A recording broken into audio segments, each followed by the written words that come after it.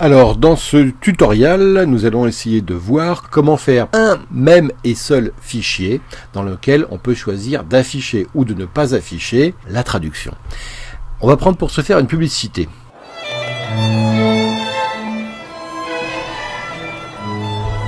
The soup is too salty. Maintenant, je vais activer la piste sur laquelle j'ai préparé mes traductions et qui vont vous donner le film, cette fois-ci en VF. Alors, on le lit. The soup is too salty.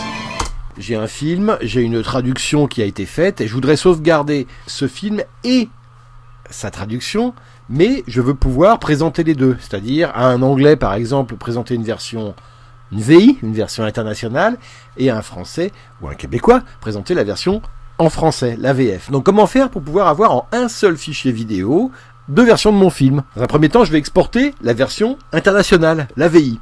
Pour cela, je déconnecte ici la piste de mes sous-titres.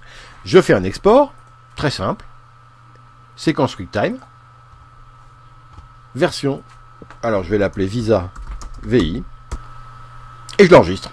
Alors maintenant que j'ai fait ma version internationale, ma VI, je vais sauvegarder mes traductions. Comment faire? Je garde ma piste V1, je règle son opacité et je la descends à 0.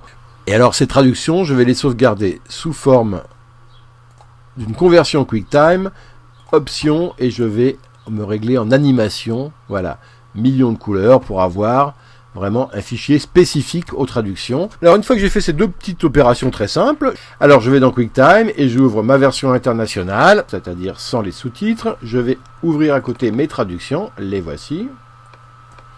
Et alors là, c'est très très simple. Je vais essayer de grossir un petit peu pour bien vous le montrer. Là, c'est très simple. Je sélectionne les traductions. Je fais pomme A pour sélectionner le film, pomme C pour le couper. Je vais sur mon version internationale et pour coller la traduction par-dessus la VI, c'est simple, je fais ajouter à la séquence ou Alt pomme V. Les deux fichiers sont superposés. Ensuite, on va aller dans le menu fenêtre et propriétés de la séquence où son raccourci clavier pomme J. Allez, pomme J.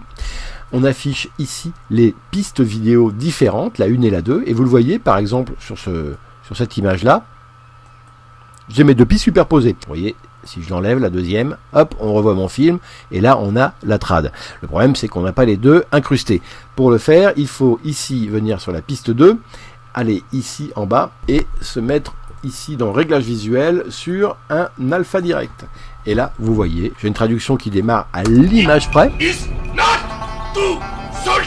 mais qui en plus comporte tous les attributs qu'on a réglés en vidéo, à savoir l'ombrage par exemple, vous voyez ici, qui permet à l'image de bien se détacher sur un fond blanc, comme on le voit ici sur le costume de ce cuisinier, hein, cet ombrage qu'on a réglé en vidéo, on le retrouve, et ensuite il me suffit de faire quoi pour avoir ou pas ma traduction? Je décoche la piste vidéo 2, hop, je n'ai plus la trad.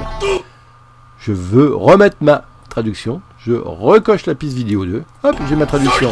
Et l'autre gros avantage, si on regarde de près, c'est la taille. Notre film VI, ici, faisait 217 mégas.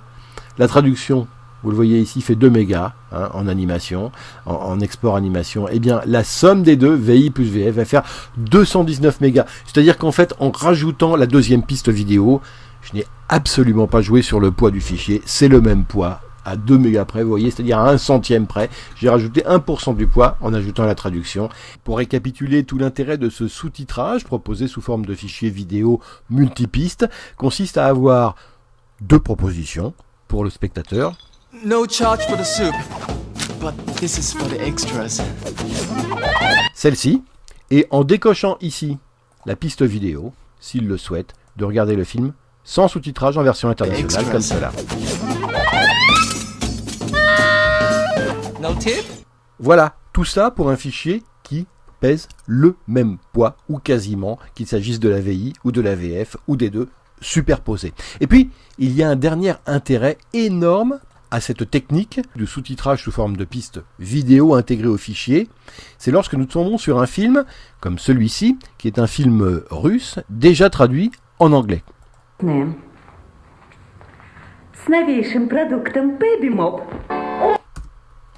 En activant les le visualisateur de piste, vous le voyez ici, je peux au choix soit avoir ce film en VI avec sa traduction anglaise, soit ici en cochant la piste vidéo 2, avoir une traduction française, non seulement une traduction française, mais une traduction qui a été superposée à un floutage qui gomme la version anglaise, c'est-à-dire le premier sous-titrage du film.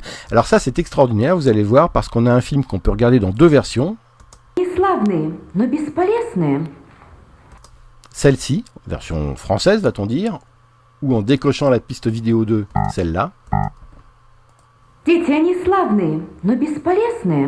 Tout ça pour vous dire que le sous-titrage vidéo c'est possible, c'est pas cher, ça ne pèse pas lourd. Bref, ça n'a que des avantages.